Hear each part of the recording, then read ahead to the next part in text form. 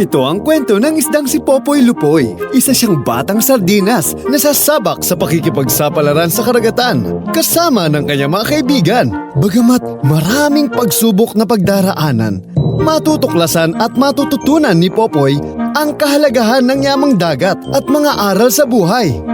Samahan natin si Popoy Lupoy sa kanyang mga adventures! Si Popoy Lupoy at ang mga nanganganib na nilalang.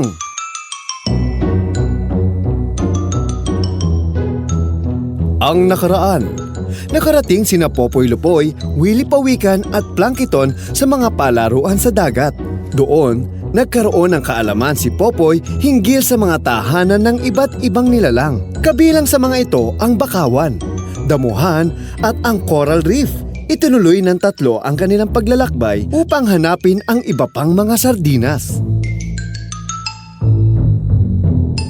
Plankton, bakit wala pa tayong nakikitang sardinas na kagaya ko? Ano na kaya ang nangyari sa kanila? Ha? Hindi ko rin alam, Popoy!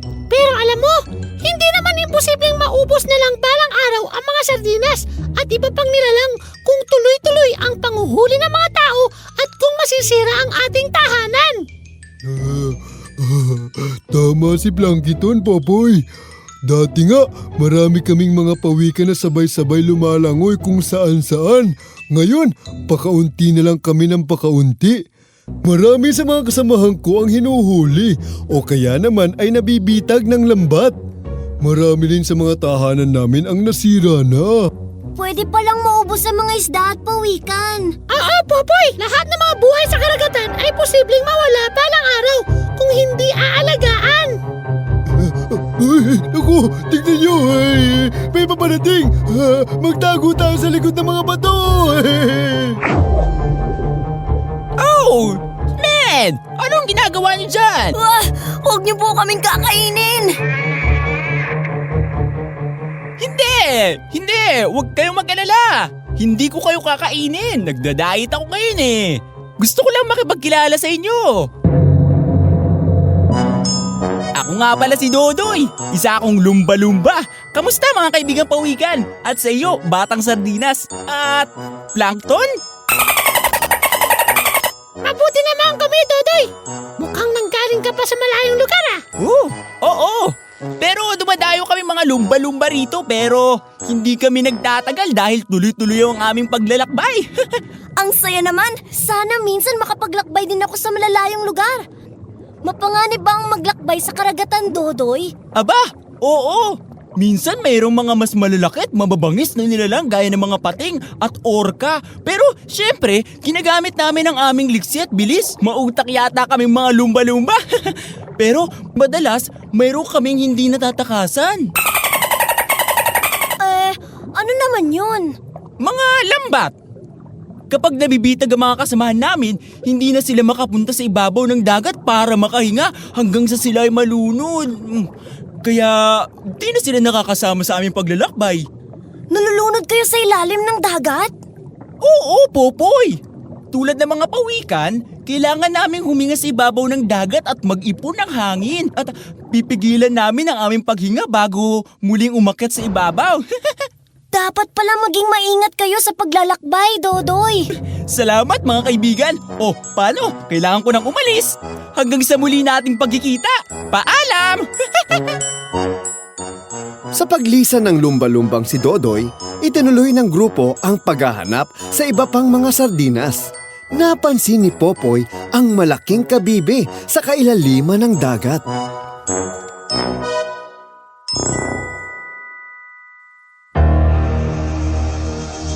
Wow! Mga higanting kabibe! May nakita ba kayong mga sardinas? Walang batang sardinas! Walang nakakawin dito sa ilalim ng dagat! Laruan niyo kami at huwag kayong bumalik! Pasensya na po! Plankton, bakit parang takot na takot ang mga kabibing yun? Sila mga taklobo, Boboy! Ang pinakamalaking uri ng mga kabibi sa dagat! Minsan, umaabot sila hanggang 4 na talampakan at bigat na mahigit 200 kilo. Nabubuhay sila sa loob ng 100 taon. Ha, wow, ang galing naman. Pero naging matatakotin na sila at ilag sa ilang mga nilalang dahil nanganganib na ring maubos ang kanilang lahi. Hindi lamang mga taklubo kundi maging ang iba pang mga uring kabibe gaya ng hagdan-hagdan, manlet, budyong, letlet, kukong kabayo at tambuli. Maraming mga kabibe ang baka maubos na sa dagat. Ano pong mangyayari kapag tuluyan na silang nawala sa dagat? Malaking kawalan, Popoy! Dahil nagbibigay sila ng pagkain, tahanan at proteksyon sa ibang nilalang. Maraming umaasa sa kanila para mabuhay. At kapag sila ang nawala, hindi lang mga isda, kundi mga tao rin mismo ang magkakaroon ng malaking problema. Sa paglayo nila Popoy sa mga taklobo, isang kabayo-kabayuhan o seahorse naman ang lumapit sa kanilang grupo. Tulungan niyo ako! Hindi ko kasi makita ang asawa ko si Kokoy! Anong nangyari sa kanya? Iniwan ko lang siya rito sandali habang naghahanap ako ng pagkain. Pagbalik ko, wala na. Nag-aalala na ako sa kanya at sa mga supling namin. Oh, huwag po kayong mag-alala. Hahanapin namin siya. Baka hindi pa po siya nakakalayo. Maraming salamat sa inyo. Hinanap ng grupo ang nawawalang asawa ng kabayo-kabayuhan at natagpuan nila ito sa hindi kalayo ang grupo ng mga koral. Kokoy! Kokoy! Asawa ko! Mabuti at nahanap kita. Pinag-alala mo ako ng husto. Baka may nangyari na sa mga anak natin. Patawarin mo ako, Kakay, at pinagalala kita. Mabuti naman kami. Tinangay lang ako ng malakas na agos dito. Mawalang galang na po. Ang mister niyo po ba ang nagbubuntis? Parang gano'n na nga. Mayroon akong bulsa sa aking tiyan at dito nilalagay ng mahal ko ang kanyang mga itlog at ako ang mag-aalaga sa kanila hanggang sila ay lumabas bilang mga batang kabayo-kabayuhan. Kaya talagang mahal na mahal ko yung si Kokoy. At habang buhay kaming magsasama. Oh, ang sweet nyo naman po. Oh, wag ka na umiyak, mahal. Hindi naman kita iiwan eh. Kahit kailan. Sa tulong ni Popoy, muling nagkasama ang mag-asawang kabayo-kabayuhan at ipinagpatuloy nila ang paghahanap sa iba pang mga sardinas.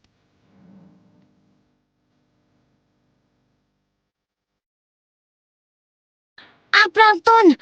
Bakit pa parang nag-aalala ng gusto ang mag-asawang sila Koy na baka mawala ang isa't isa? Alam mo kasi, ang mga kabayo-kabayuhan ay talagang nagsasama ng habang buhay. Kumbaga, stick to one sila. Kung sino ang inibig nila, hindi na sila hahanap ng iba pa. Kaya kapag may nangyari sa isa sa kanila, baka hindi maganap ng iba pang magiging katuwang ang maiiwan. At magiging mag-isa na lang siya habang buhay. Ganun ba? Dapat pala hindi sila magkahiwalay kahit kailan. Oo nga! Kadalasan, sa pagkasira ng tahanan nila, lalo na ng mga coral at seagrasses, nagkakahiwalay sila. O kaya naman ay dahil hinuhuli sila ng mga tao.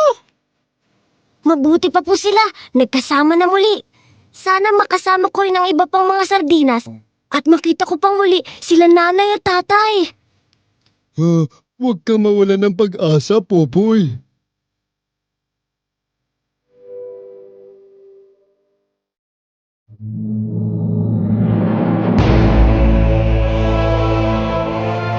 Isang kagilagilalas na nilalang ang tumambad sa grupo nila Popoy. Sa kanilang paglangoy sa mga koral, ito ay ang Napoleon wrasse o maming na pambihirang makita sa karagatan.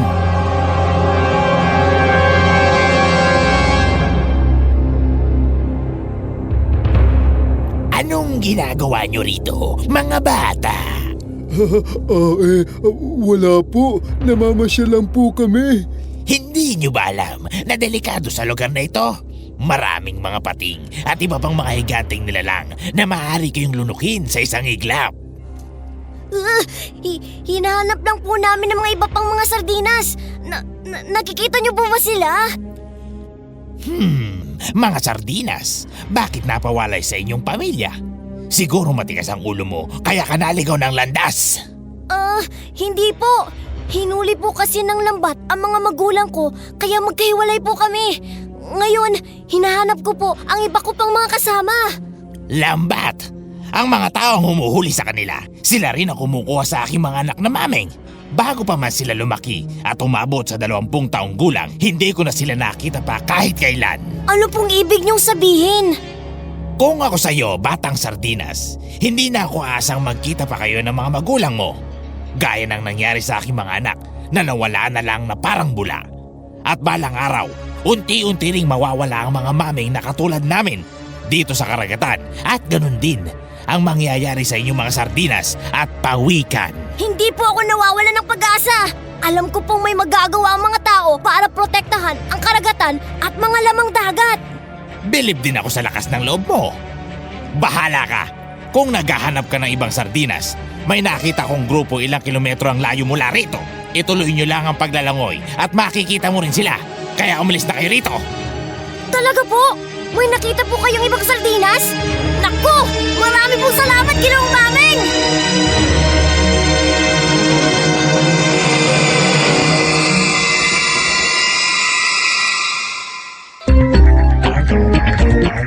Labis na natuwa si Popoy Lupoy sa kanyang nalaman sa posibleng kinaroroonan ng iba pang mga sardinas. Ngunit nag-alala rin ito sa babala ng maming hinggil sa pagkaubos ng kanilang lahi at ng iba pang mga nilalang sa dagat.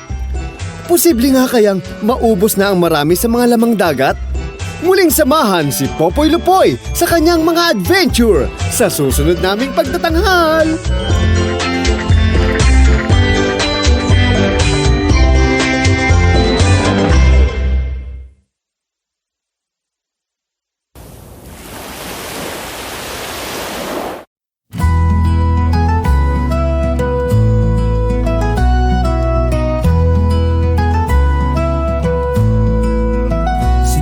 Lupoy, batang sardinang masigla sa ilalim ng dagat. Siya'y nakikipagsaya, ngunit isang araw biglang nag-iisa. Hinahanap ang pamilya, saan sila napunta. Langoy-langoy, hanap-hanap, mga kaibigang nawawala. Anong dapat? Alagaan ang karagatan para lahat tayo ay may tahanan. Si Willie Pawikan, may kwento siyang dala. Pawikan noon marami, ngayon'y kaunti na. Nahuli sa lambat, tahanan ay sira. Ano ang gagawin para sila'y maingatan pa? Langoy-langoy, hanap-hanap, mga kaibigang nawalala. Anong dapat? Alagaan ang karagatan para lahat tayo ay may tahanan. Si Tutoy, dolphin, mabilis lumangoy, ngunit kapag nalambat, hindi na makalayo. Mga kabibe, takot at nagtatakot, kasi ang kanilang bahay unti-unti nang naglalaho.